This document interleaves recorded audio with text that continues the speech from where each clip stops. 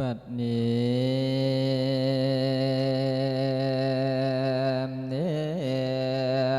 ฟังบทสอนสำนวนก่อนสุนทรเทศวันนาประเวทต่อเรื่องนิทานเล่นเทศนากล่าวถึงองค์พันฟางพญาเวียนสันดอนพร้อมมังอ่อนมังอีสีมิงมาทีนั่งเกวกับทั้งบุตรหลางกาสาตาภาคไพจากเวียงไสสู่ดาวเข้าแขนเมื่อยแขน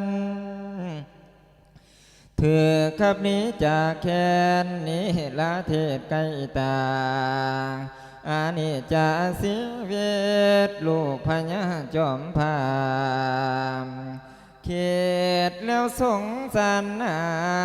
กาสาตาผู้ตกยากสาดได้พ่อทุกคนสิจอนได้ว่าซ้ำใด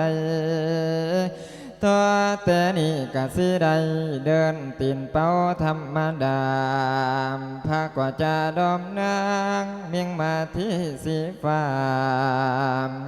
อดเอาสาเดินลากันนายเจ้าเจียองค์สรีนอเนื้อพระอวนอ้ายสิอ้อยเอาจังว่าอ้อมว่าวกับทั้งเราเดินทางห่างจากสีพีมังกับพันข้ามีบ้านหลายสถานพนาไม่เนียวไพ่คูกปานองค์พญาหลวงลำหลายมองปองทางทุกที่พอไผกับพ่อคอยถา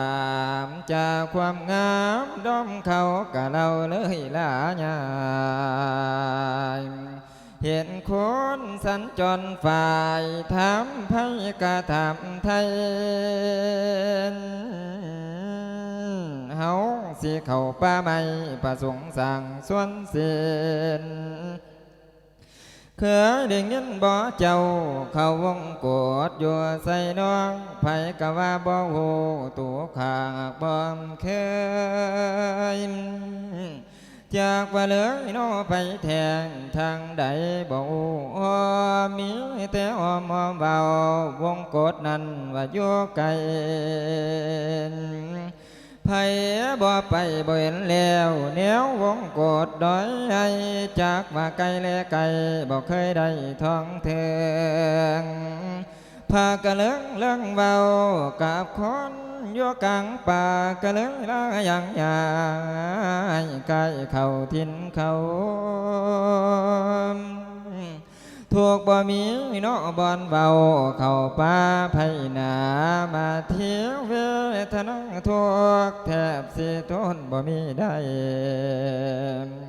เขียดไปมั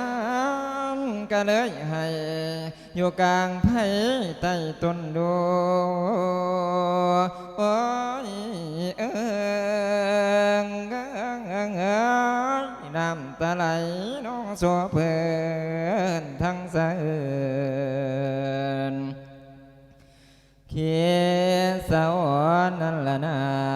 นสหธรรมโย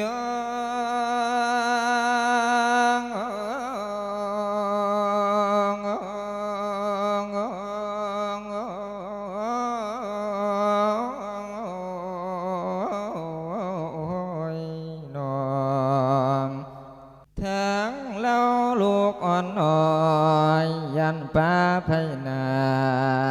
มเวทนาเด้คำจังแม่นกำสองน้อย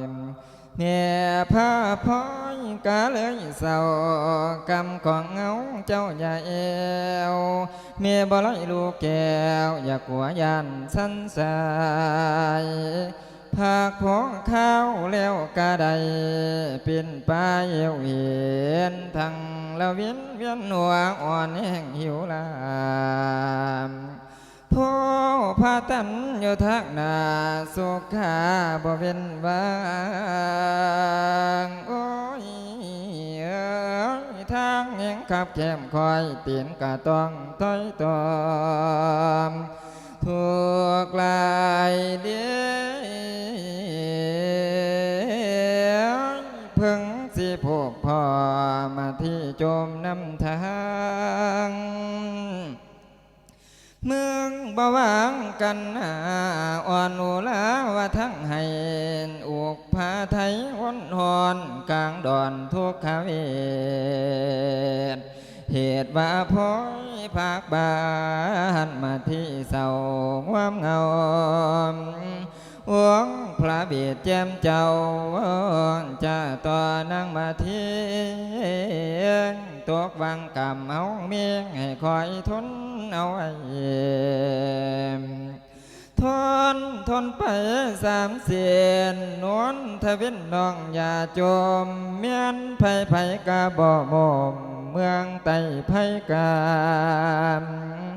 ส่วนคนเนา กระดังดามบ่อาจกายไกลหนีโลกกี่เมืองมนุษย์ก็ยอมวันเห็นพร้อมขอแต่น้องน้อหนังไทยกระจำใจตั้งเพียงย่าเย็นเอียงโซเซประสงค์สมตัวมันนั่นละนามหาเทียม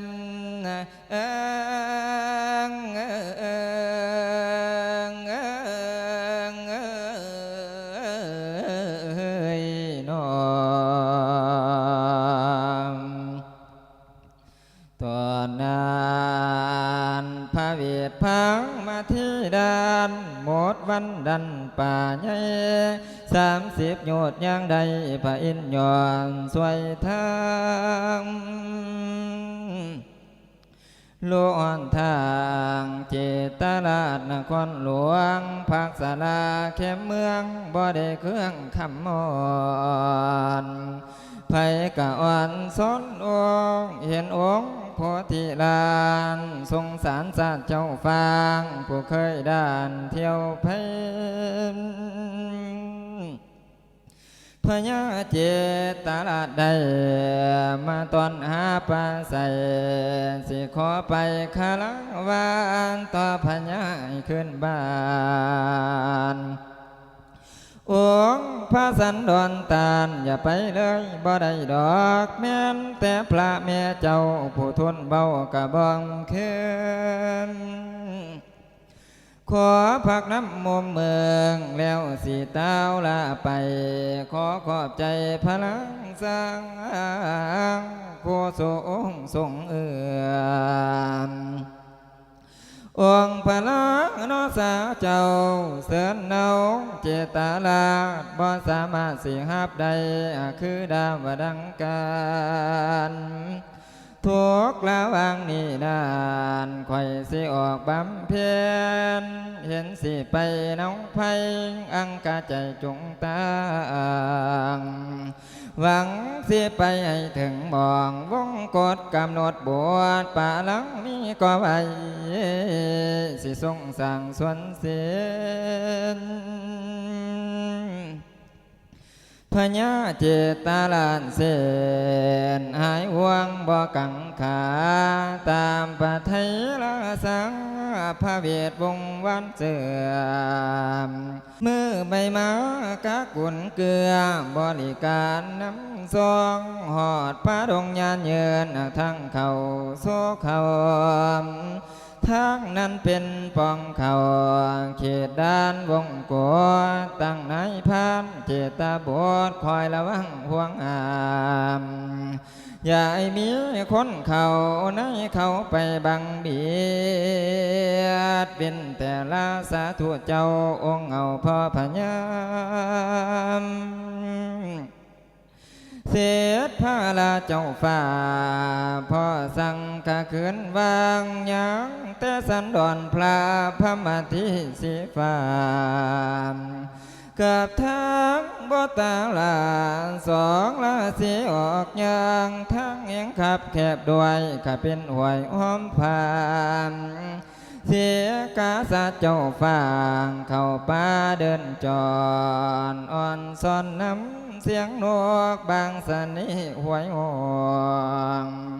บางท้องเป็นเอวไหวเฮาเห็นเดียละดาดเดียละดาดโมใบไผ่กวางหินโอมพระองค์พังเมียควันพำสองกุมารดานอาสาจันเขานี่เวียนนี่ได้มุมป่าทั้งผู้พังอุ่นก่อนหินซ่อนบอนสีเดินบางบอนเยินอ้อมไตเอาเห็นพากันเพียนเวียนวนเมื่อยออกจนหนตองจังว่าห้อยมัวใหม่มงมืดบังตาพระองค์พังเมียควันพำสองกุมารดานอาสาจันเข้านี่เว้นมีได้มุมป่า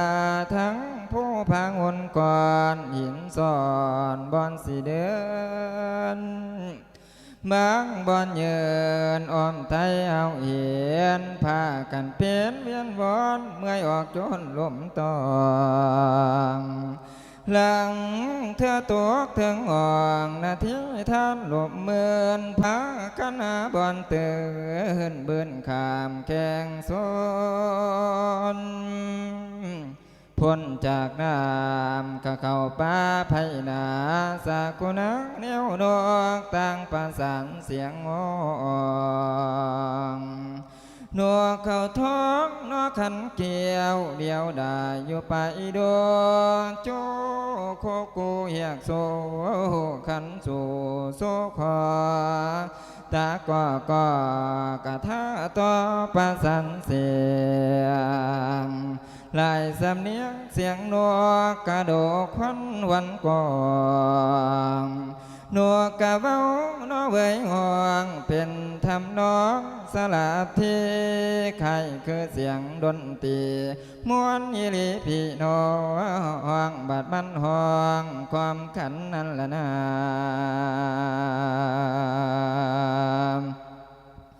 สาธารโย